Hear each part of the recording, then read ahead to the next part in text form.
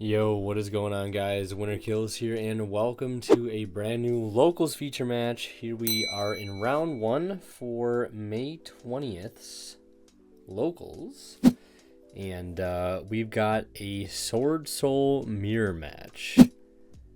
Yeah, that's not something I would have expected to be saying at this current point in time here in 2023 with the powers that be in the meta.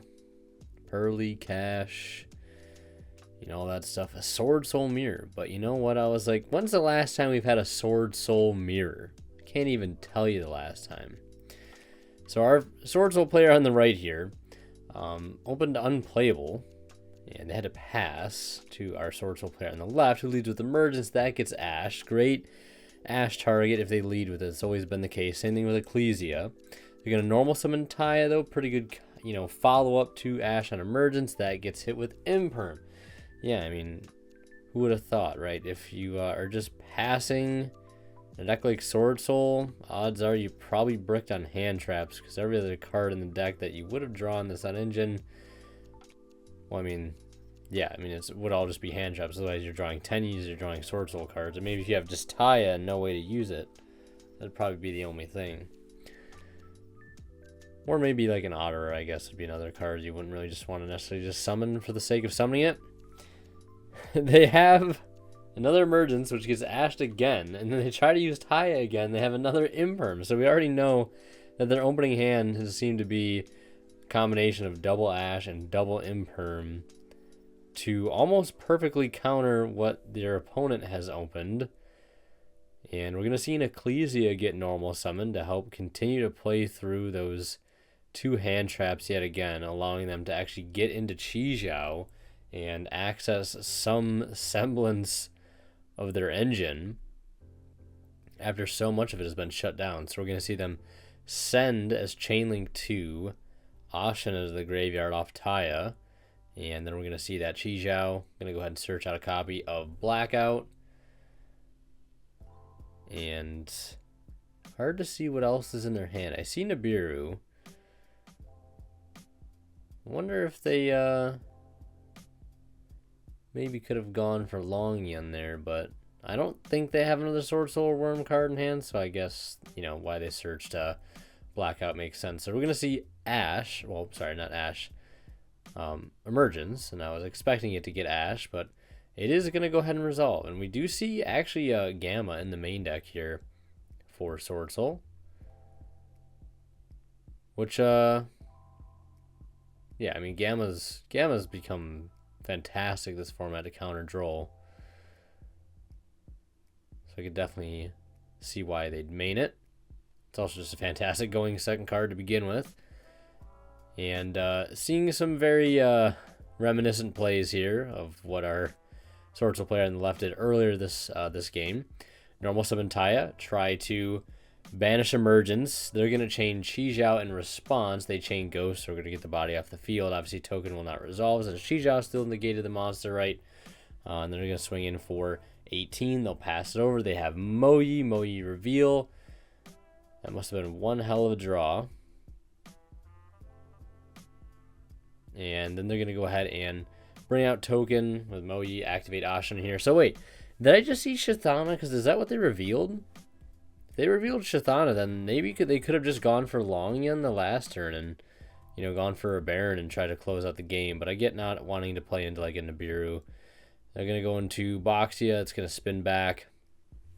And they have that Vishuda on board. And they can just go for game with everything they have on field without needing to go any further.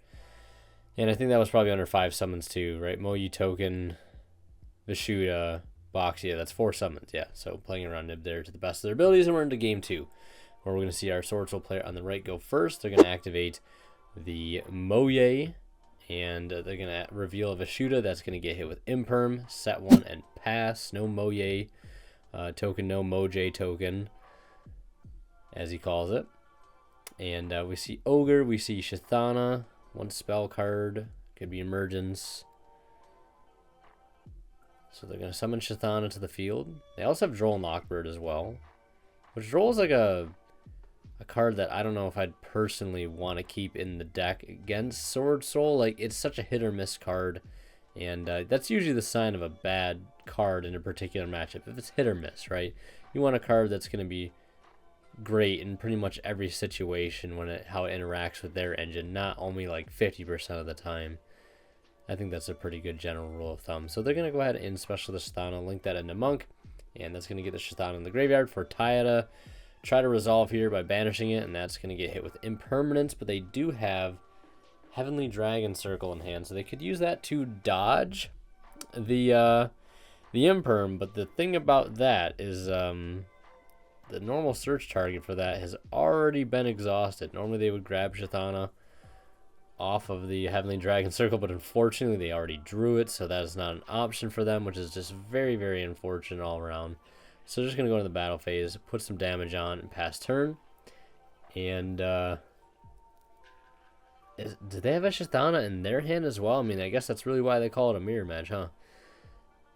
And Shithana I know is a one-of in this deck for sure, unless things have changed, which, yeah, I don't think they've changed that much, but they're going to special summon their own Shithana, link it into Monk, battle phase crash, use that clutch effect of Shithana to bring out the Monk that was destroyed back, and then pop a card so they'll clear the Taya there. They could have attacked with that Monk there. I think they missed that opportunity. They're just going to go straight to main phase 2, and normal Ash. Well, special summon Vishuddha first, then normal Ash, and the classic synchro with the hand trap technique. Go for Baron. They draw another Ghost Ogre, which would be great had their opponent seen actual Swordsoul cards. And those Ghost Ogres are just going to kind of sit idle as they pass turn there. Reveal Longyun, discard Vishuddha, and that is just going to be game on field, game on board there, and not really caring too much about the Ogre. And we're into a game 3 situation. We're going to see our Swordsoul player on the left go first. Looks like they have Imperm, Ashina, and that's all I could really see. I think I see Droll again, and Vishuddha. See, I mean, Ashina plus a Tenyi, that'll get you into engine for sure. So you're going to go ahead and special the Ashina, link that into Monk, and then they're going to go ahead and probably use that Vishuddha in hand. Go ahead and special summon that to the field. And this was always, yeah, I remember the Tenyi lines very clearly now. It wasn't just 2 Tenyis. It was never just like 2 Tenyis. Or was it 2 Tenyis? Like, because I'm just trying to think, it was like any 2 Tenyis that got you into Chijiao. But I know like Ashina plus pretty much any Tenyi will get you to Chijiao. Or you could go for the Chao Fang play to play around the Nibiru. But you also needed to have Swordsoul engine in hand already for that to work. So you need to have like Ashina plus a Tenyi plus like a Taya or Moi to be able to play past the Nib if they had that. But they get into Chijiao, and Chijiao is going to go ahead and search for Blackout. And at this point, they've played well into Nib, but they are opting to play it safe here. I guess by not going for an extender. And they do have Desires, so they'll go ahead and activate that now. Banish 10 off the top and draw 2.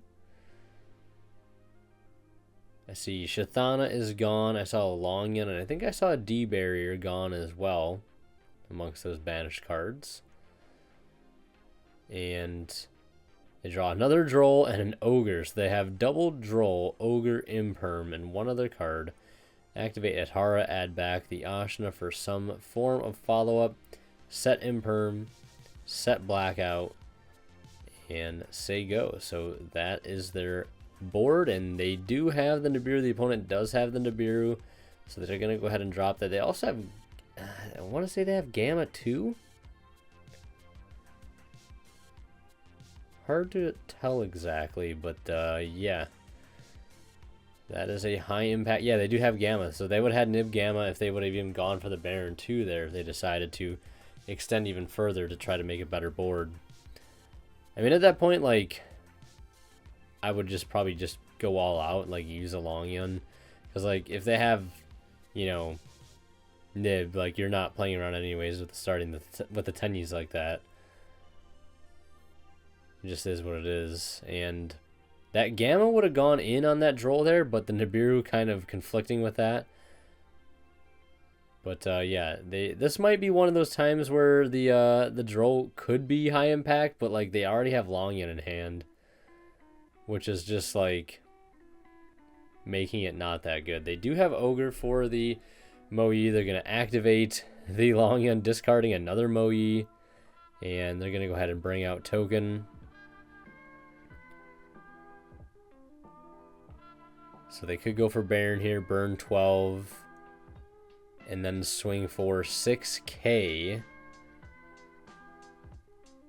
which is not quite enough for game. But they're just gonna go, yeah. They're gonna go ahead and use Baron to, I think, pop a set instead, since they probably realize that popping the Token doesn't get them like to lethal damage. So there's no reason doing that. So why not just pick apart some of their back row? Take away some real card advantage there. And the other Swordsoul player contemplating on chaining that back. It's obviously not a blackout, otherwise they would just send it because they have no way to activate it. So it is an imperm, and I believe they're just going to go ahead and use the imperm to negate the Baron for the rest of the turn. They're just going to go battle phase.